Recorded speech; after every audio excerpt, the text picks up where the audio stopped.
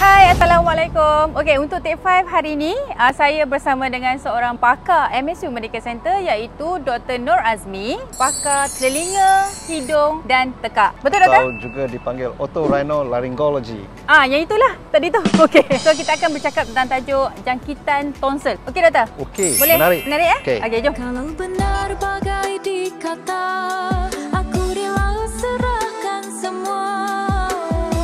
Ingin ku dimanja, hidup serba mewah.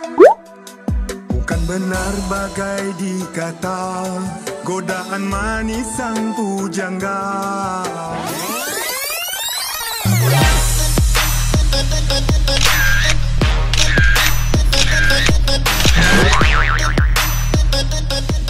Hai, Dr. Nur Azmi. Hai. Boleh nak panggil Dr. Nur Azmi ke Dr. Azmi je? Dr. Azmi pun okey. Okey Okey. So doktor, saya nak tanya, sebenarnya fungsi tonsil, fungsi organ tonsil tu sebenarnya untuk apa kalau dalam badan kita ni?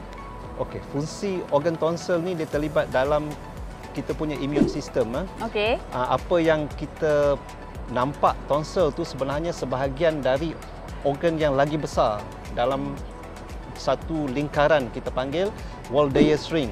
Apa dia? Waldeus ring. Waldeus ring. So dalam Waldeus ring ni dia punya anggota dia ialah yang kita panggil tonsil tu, nama penuh dia palatine tonsil. Okey, yang dia letak tonsil di tepi tekak tu kan. Okey. Okey. Ada lagi tonsil lain di belakang lidah, kita panggil lingual tonsil. Di belakang hidung kita panggil pharyngeal tonsil atau lagi dikenali dengan nama adenoid. Di tepi adenoid ni juga ada lagi tubal tonsils. Fungsi tonsil ni dia kenal pasti bakteria atau virus ni dan dia akan cetuskan kita panggil immune reaction yang mana dia terlibat ataupun penting dalam pertahanan tubuh kita. Oh, okey. Maksudnya dalam badan kita ni di setiap organ, maksudnya di lidah ada, di hidung belakang lidah ada, belakang hidung ada. Oh, dia maksudnya bukan ditekak sajalah. Bukan, tapi dia ni macam gate.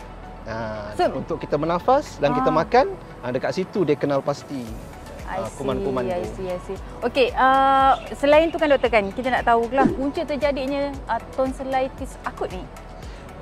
Tonsillitis acute ataupun acute tonsillitis ni yang kita selalu dengar kan. Kita selalu dengar sama ada dalam kanak-kanak yang mana lagi biasa dan kadang-kadang dalam orang dewasa. Punca dia ialah disebabkan oleh jangkitan sama ada virus yang mana lebih kurang 70% dan juga yang lagi teruk bakteria, tapi dia sedikit je, lebih kurang 30% ya. Okay. Jadi dari mana datangnya virus dari mana dia datang atau tu? bakteria ni? Dari orang yang ada virus atau bakteria tu, dia batuk, dia bersin, dia pergi ke udara, kita sedut. Kita sedut, dia lekat dekat situ dan dia buatkan jangkitan tu. Kadang-kadang melalui sentuhan, kita sentuh mana-mana tempat yang ada bakteria atau virus tu dan kita sapu muka kita sedut benda tu. Kadang-kadang dalam makanan juga ada virus dan bakteria tu. So kalau kita nak tengok apakah simptom-simptom yang ada pada seseorang tu, tak kira lah dewasa ke kanak-kanak ke, yang dia sebenarnya menghidapi tonsillitis acute ni. Okey, simptom yang ada pada kanak-kanak dan dewasa ni lebih kurang sama, tapi kadang-kadang lebih kurang sama je. Secara generalnya acute tonsillitis ni dia punya simptom dia ada demam, sakit tekak, sakit bila menelan dan juga kadang-kadang dia susah nak menelan. Kadang-kadang sakit tekak tu sampai ke telinga sekali sampai ke telinga. Kadang-kadang ada bengkak pada kelenjar ni, kelenjar di leher ni. Sakit badan Jadi secara amnya ini ada pada kanak-kanak dan orang dewasa sekali. Kadang-kadang bila jangkitan tu buatkan tonsil tu jadi besar, dia membuatkan pernafasan terganggu terutama masa tidur. Jadi di tidur tu terutama dalam kanak-kanak dia berdengkur disebabkan tonsil tu bengkak semasa jangkitan tu.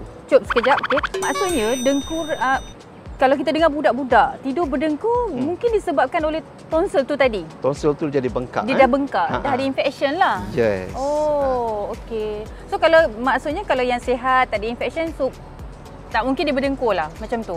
Akibat dari jangkitan yang berulang kali, tonsel Banyak yang kali. bengkak ni, dia tak surut dah.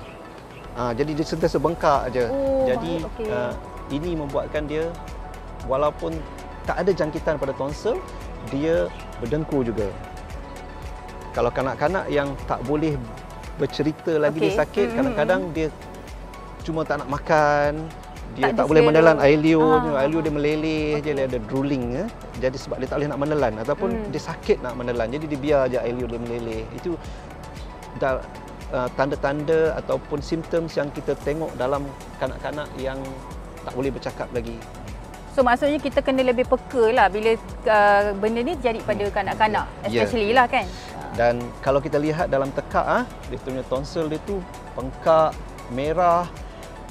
Dalam jangkitan bakteria, kadang-kadang terdapat macam ada tompok-tompok putih tau dekat, kat mana tu, doktor? Dekat tonsil dia tu. Tompok-tompok putih, kadang-kadang nafas dia pun berbau sebabkan tompok-tompok putih tu ada tisu-tisu mati yang menyebabkan nafas berbau. Oh, okey. So maksudnya bila dah ada infection kuman, dia boleh menyebabkan nafas kita pun berbau. Termasuk kanak-kanak juga? Dalam kanak-kanak. Kanak-kanak kalau juga. Kalau kena ada jangkitan so tu. kalau orang dewasa, obvious lah. So kalau mulut berbau tu? Tak semestinya. Ada sebab lain lagi.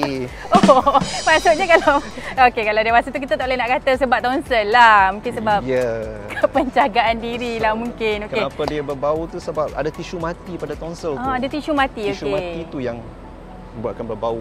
Kalau nak kata bahaya, dari segi bahaya, kita dengar macam tonsil tu benda yang macam tak berapa besar, tak berapa big issue lah orang katakan. Tapi seberapa bahayanya dia tonsillitis acute ni pada kanak-kanak dan juga orang dewasa?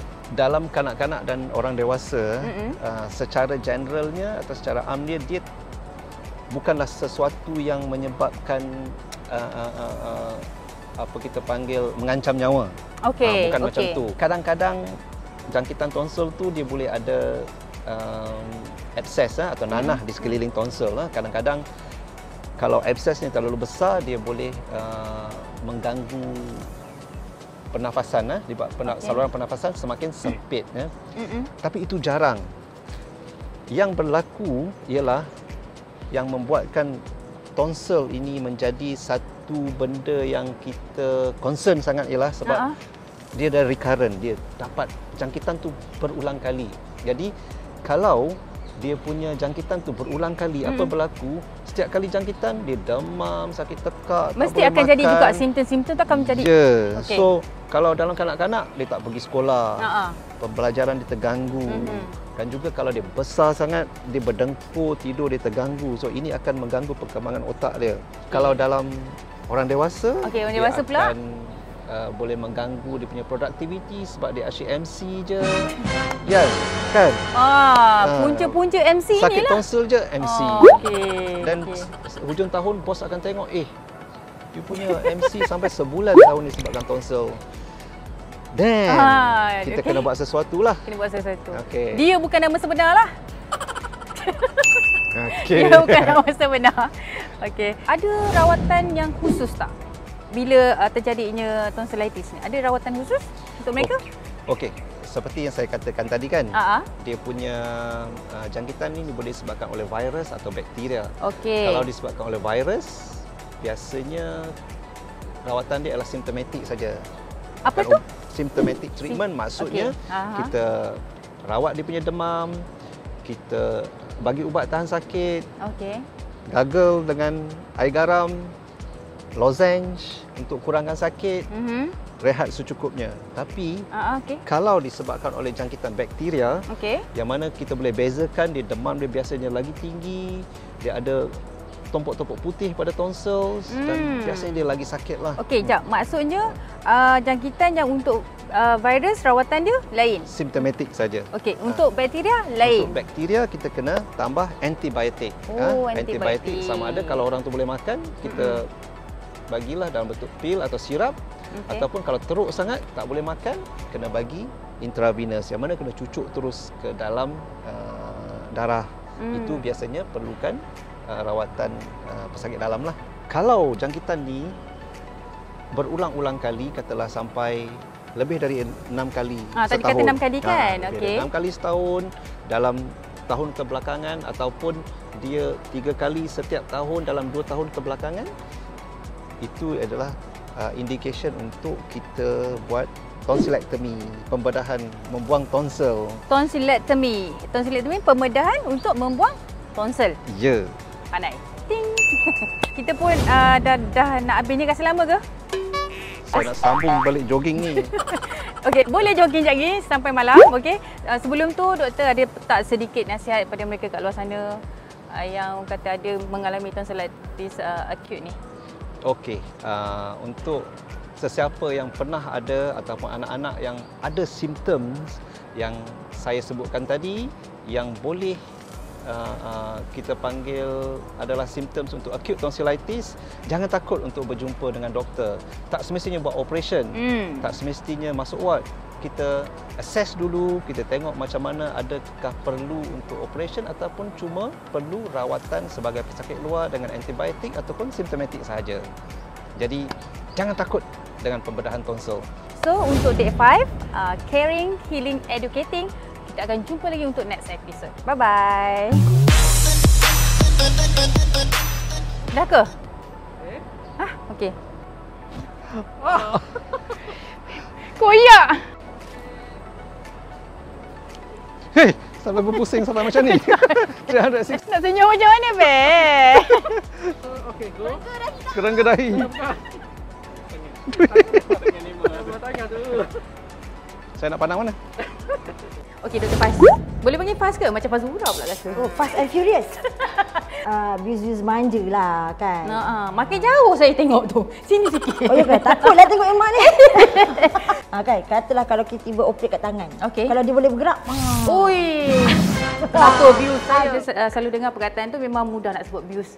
Tapi Tapi sebenarnya jangan tertukar S dengan L. abuse bukan biol. Apa yang uniknya bidang ni? Sebab kalau tidak kita buat operation hidup-hidup lah.